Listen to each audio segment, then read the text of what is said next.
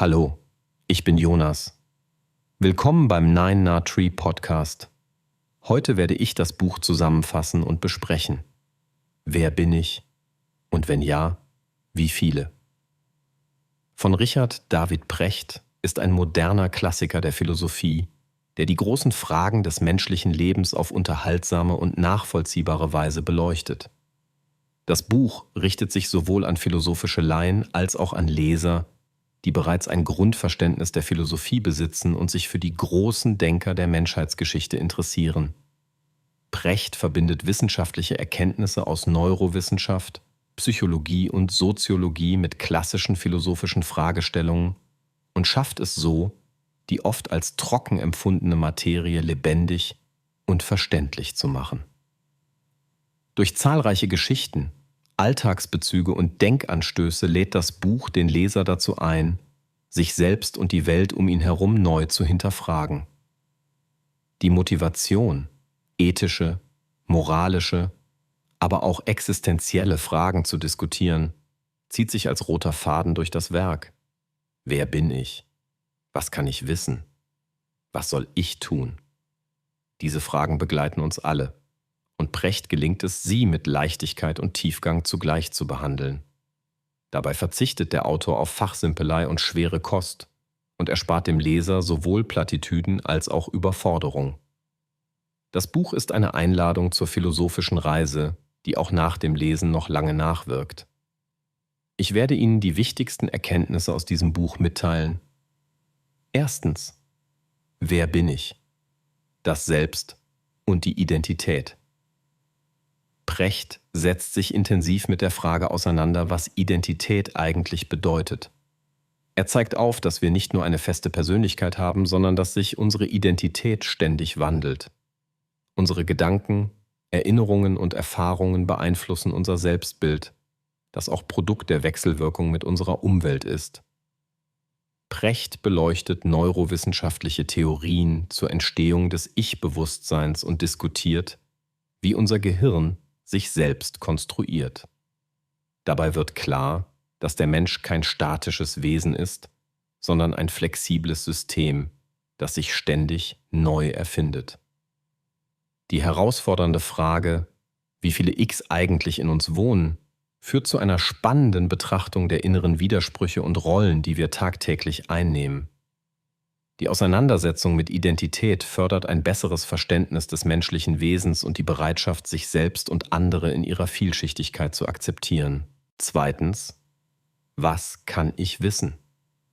Wahrheit, Wissen und Wirklichkeit. Ein weiterer zentraler Themenkomplex ist die Erkenntnistheorie. Was können wir wirklich wissen? Precht zeichnet ein Panorama von den antiken Philosophen bis hin zur modernen Wissenschaftstheorie. Er stellt die Grenzen unseres Wissens heraus und beschäftigt sich mit der Frage, wie unsere Wahrnehmung funktioniert und wie wir Wahrheit von Schein unterscheiden können.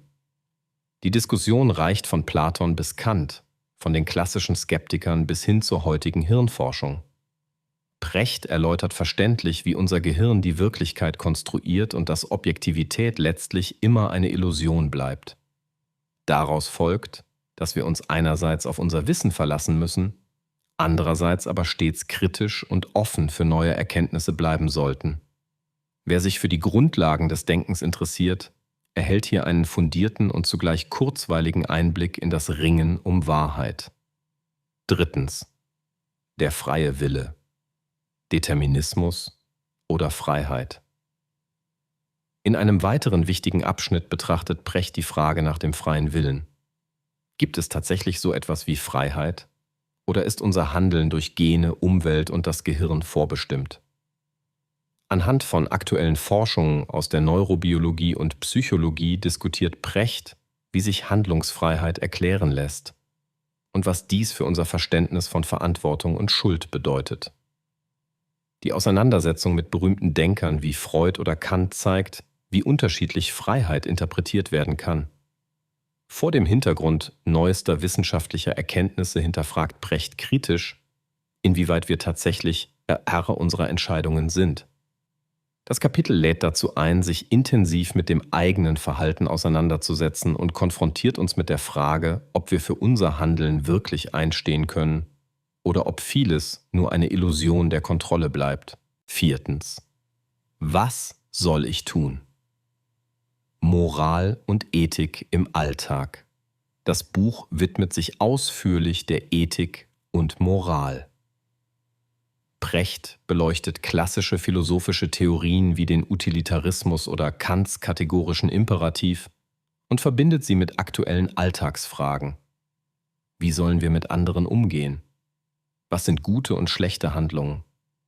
Er zeigt, wie verschiedene Kulturen zu unterschiedlichen moralischen Standards gelangen und warum moralisches Handeln oft an innere und äußere Grenzen stößt. Besonders spannend sind Exkurse in die Evolutionspsychologie, die erklären, warum Moral möglicherweise Teil unseres biologischen Erbes ist. Durch zahlreiche Beispiele macht Precht die Herausforderungen moralischer Entscheidungen im 21. Jahrhundert eindrücklich deutlich. Leserinnen und Leser werden angeregt, nicht nur über die großen, sondern auch über die kleinen Entscheidungen im Leben nachzudenken und so bewusster und reflektierter zu handeln. Schließlich Sinn und Glück. Die Suche nach dem guten Leben. Abschließend beschäftigt sich Precht mit der Frage, was ein erfülltes und gelungenes Leben ausmacht.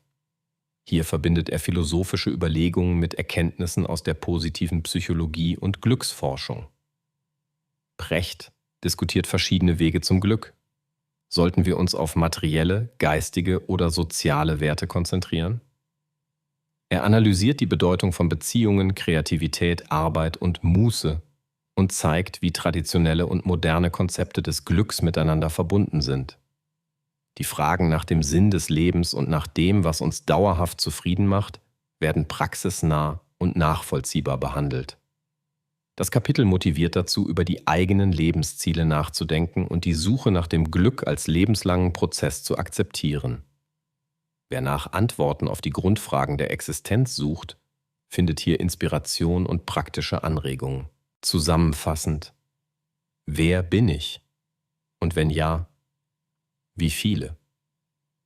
Ist ein Buch für alle, die Freude an grundlegenden Fragen des menschlichen Daseins haben. Besonders geeignet ist es für Menschen, die sich nicht mit einfachen Antworten zufrieden geben möchten, sondern bereit sind, die Komplexität des Lebens zu akzeptieren und zu erforschen.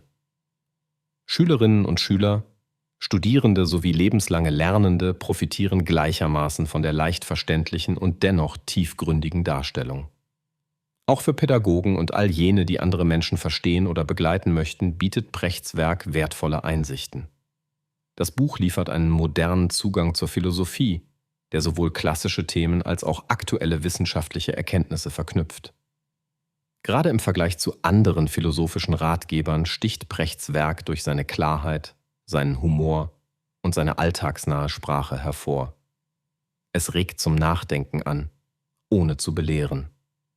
Die Leser erhalten Werkzeuge, um über sich selbst, das eigene Handeln und das gesellschaftliche Miteinander kritisch zu reflektieren.